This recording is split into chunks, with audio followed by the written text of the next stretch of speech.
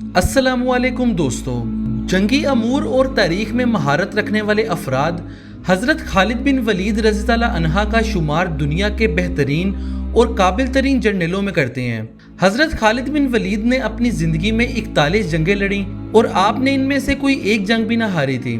حضرت خالد بن ولید قریش کے ایک معزز فرد اور بنو مخزوم قبیلے کے چشم و چراغ تھے، اور جب حضور اکرم صلی اللہ علیہ وسلم نے اعلان نبوت کیا تو مکہ کے تمام بت پرست آپ کے خلاف ہو گئے تھے۔ اس وقت حضرت خالد بن ولید کی عمر 17 برس تھی۔ آپ بھی اپنے والد اور دوسرے بزرگوں کے ساتھ ساتھ حضور اکرم صلی اللہ علیہ وسلم کی مخالفت میں پیش تھے۔ آپ کو بتاتے چلیں کہ حضرت خالد بن ولید نے تلواروں کے سائے میں اپنی پرورش پائی، اسی لیے وہ انتہائی پھرتیلے اور نڈر انسان تھے اور کشتی، گھڑ سواری اور نیزہ بازی میں انتہائی ماہر تھے۔ حضرت خالد بن ولید کے قبول اسلام سے قبل بھی حضور اکرم صلی اللہ علیہ وسلم ان کو بہت ہی زیادہ پسند کیا کرتے تھے، اور جب حضور اکرم صلی اللہ علیہ وسلم کے سامنے حضرت خالد بن ولید کی تعریف کی جاتی تو حضور اکرم صلی اللہ علیہ وسلم فرمایا کرتے کہ یہ خصوصیات جس شخص میں ہوں گی وہ ضرور اسلام قبول کرے گا۔ حضرت خالد بن ولید ہی کی شجاعت اور جنگی حکمت عملی کے نتیجے میں جنگ احد کے موقع پر مسلمانوں کو انتہائی شدید نقصان پہنچا تھا۔ اس جنگ میں حضور اکرم صلی اللہ علیہ وسلم کے دندان مبارک بھی شہید ہوئے، اور یہاں تک کہ سید الشہداء حضرت امیر حمزہ رضی اللہ عنہ بھی اسی جنگ میں شہادت کے مرتبے پر فائز ہوئے۔ پیارے دوستو، جنگ احد کے تھوڑے ہی عرصے بعد حضرت خالد بن ولید نے اپنے ضمیر کی آواز پر لبیک کہتے ہوئے مدینے کا سفر کیا اور اپنے دو ساتھیوں حضرت عمر بن عاص اور حضرت عثمان بن طلحہ رضی اللہ عنہ کے ہمراہ اسلام قبول کیا۔ ان تینوں کے ایمان لانے پر حضور اکرم صلی اللہ علیہ وسلم اس قدر خوش ہوئے کہ آپ نے فرمایا کہ آج مکہ نے اپنے جگر کے گوشے ہمارے دامن میں ڈال دیے ہیں۔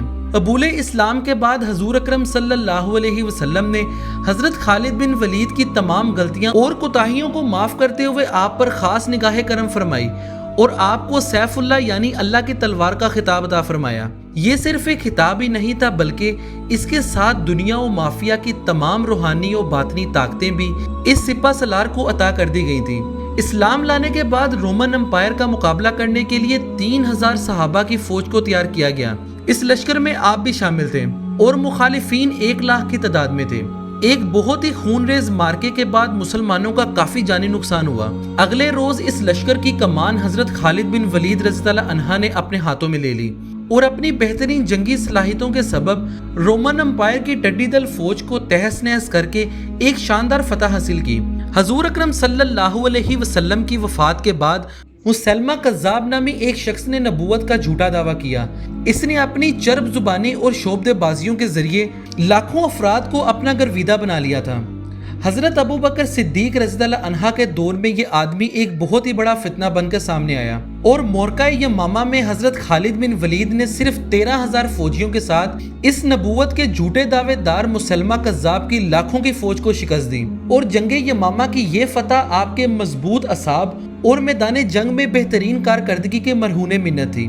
مسلمانوں کی جانب سے محدود ترین وسائل اور مختصر سی افواج کے ساتھ دنیا کی 2 بڑی قوتیں فارس اور روم کو شکست دینے میں حضرت خالد بن ولید کا ایک بہت اہم کردار تھا، اور اس کے علاوہ جنگ یرموک اور جنگ اجنادین جیسی اہم جنگیں مسلمانوں نے آپ ہی کی قیادت میں جیتیں۔ ایک وقت ایسا بھی آیا کہ مسلمان حضرت خالد بن ولید کے لشکر میں شمولیت کو ہی فتح مندی کی علامت سمجھنے لگے، اور اسی لیے خلیفہ ثانی حضرت عمر رضی اللہ عنہ انہوں نے منصب خلافت پر فائز ہونے کے بعد سب سے پہلا کام یہ کیا کہ آپ نے حضرت خالد بن ولید کو سپہ سالاری کے عہدے سے ہٹا دیا، تاکہ مسلمانوں کو یہ بات واضح ہو جائے کہ یہ تمام تر فتوحات اللہ رب العزت کی عطا کردہ ہیں، اور ان کا صحرا جنگوں میں شریک تمام ہی مسلمانوں کے سر جاتا ہے۔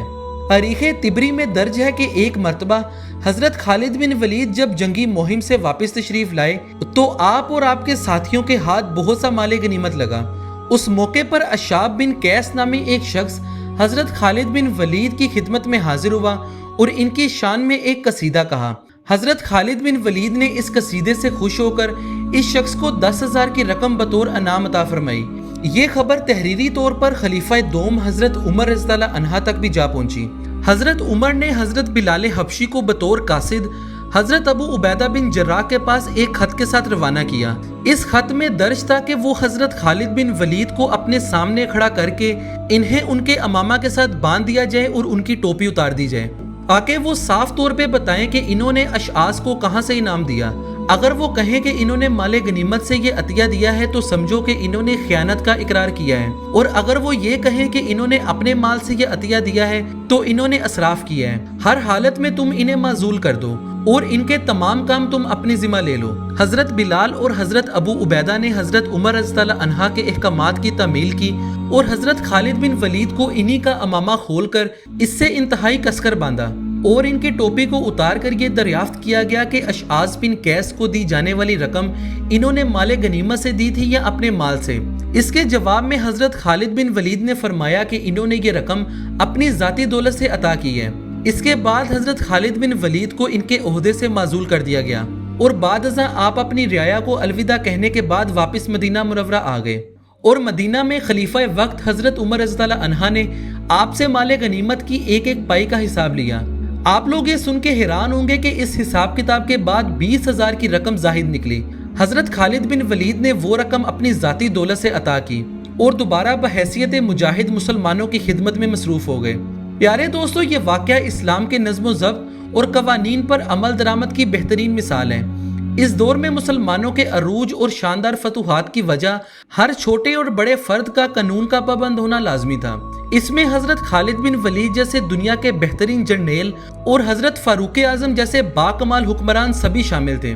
अगर आप लोग इन तमाम तारीखी वाक़यात पर गौर करें तो आज उम्मत मुस्लिमा के ज़वाल की बुनियादी वजूहात आपके सामने आ जाएंगी। प्यारे दोस्तों, ये थी हमारी आज की एक छोटी सी वीडियो।